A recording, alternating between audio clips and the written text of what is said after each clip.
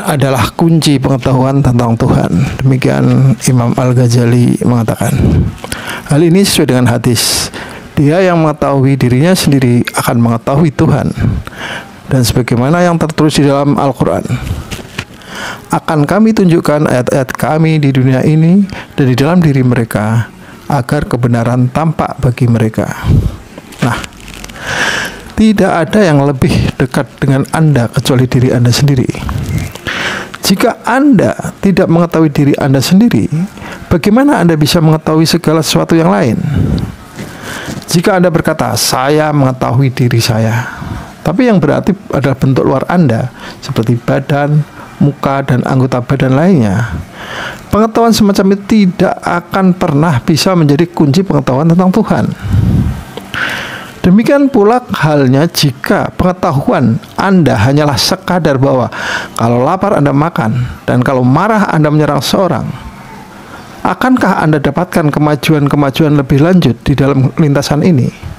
Mengingat bahwa dalam hal ini hewanlah kawan Anda. Pengetahuan tentang diri yang sebenarnya ada dalam pengetahuan tentang hal-hal sebagai berikut. Siapakah Anda dan dari mana Anda datang? Kemana Anda pergi? Apa tujuan Anda datang lalu tinggal sejenak di sini? Serta di manakah kebahagiaan Anda dan kesedihan Anda yang sebenarnya berada?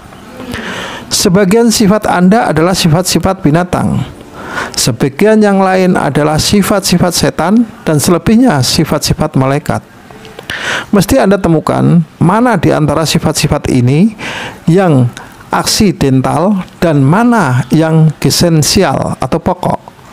Sebelum Anda ketahui hal ini, tak akan Anda bisa temukan letak kebahagiaan Anda yang sebenarnya. Pekerjaan hewan hanyalah makan, tidur, dan berkelahi. Oleh karena itu, jika Anda seekor hewan, sibuklah diri Anda dengan pekerjaan ini. Setan selalu sibuk mengobarkan kejahatan, akal bulus, dan kebohongan. Jika Anda termasuk dalam kelompok mereka, kerjakan pekerjaan mereka. Malaikat-malaikat selalu merenungkan keindahan Tuhan dan sama sekali bebas dari kualitas-kualitas hewan. Jika Anda punya sifat-sifat malaikat, maka berjuanglah untuk mencapai sifat-sifat asal Anda agar bisa Anda kenali dan renungi Dia yang maha tinggi serta merdeka dari perbudakan nafsu dan amarah. Juga mesti Anda temukan sebab-sebab Anda diciptakan dengan kedua insting hewan ini. Mestikah keduanya menundukkan dan memerangkap Anda? Ataukah Anda yang mesti menundukkan mereka? Dan dalam kemajuan Anda, menjadikan salah satu di antaranya sebagai kuda tunggangan, serta yang lainnya sebagai senjata. Langkah pertama menuju pengetahuan tentang diri adalah menyadari bahwa Anda terdiri dari bentuk luar yang disebut sebagai jasad dan wujud dalam yang disebut sebagai hati atau roh. Yang saya maksudkan dengan hati bukanlah sepotong daging yang terletak di bagian kiri badan, tetapi sesuatu yang menggunakan fakultas-fakultas lainnya sebagai alat dan pelayannya. Pada hakikatnya ini tidak termasuk dalam dunia kasat mata, melainkan dunia maya. Dia datang ke dunia ini sebagai pelancong yang mengunjungi suatu negeri asing untuk keperluan perdagangan dan yang lainnya agar kembali ke tanah asalnya. Pengetahuan tentang wujud dan sifat-sifat inilah yang merupakan kunci pengetahuan tentang Tuhan. Beberapa gagasan tentang hakikat hati dan roh bisa diperoleh seseorang yang mengatupkan matanya dan melupakan segala sesuatu di sekitarnya selain individualitasnya. Dengan demikian, ia juga akan memperoleh penglihatan sekilas akan sifat yang berujung dari individualitas itu.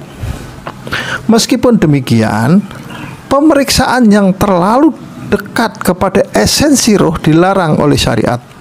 Di dalam Al-Quran tertulis, mereka bertanya kepadamu tentang roh, katakanlah ruh adalah urusan Tuhanku. Quran surat 17 ayat 85. Yang bisa diketahui adalah bahwa ia merupakan suatu esensi yang terpisahkan, yang termasuk dalam dunia titah, atau bahwa ia tidak berasal dari sesuatu yang abadi, melainkan diciptakan. Pengetahuan filosofis yang tepat tentang roh bukanlah merupakan pendahuluan yang perlu untuk perjalanan di atas lintasan agama, melainkan muncul lebih sebagai akibat disiplin diri dan kesabaran berada di atas lintasan itu, sebagaimana dikatakan dalam Al-Quran, siapa yang berjuang di jalan kami, pasti akan kami tunjukkan padanya jalan yang lurus. Quran surat 29 ayat 69.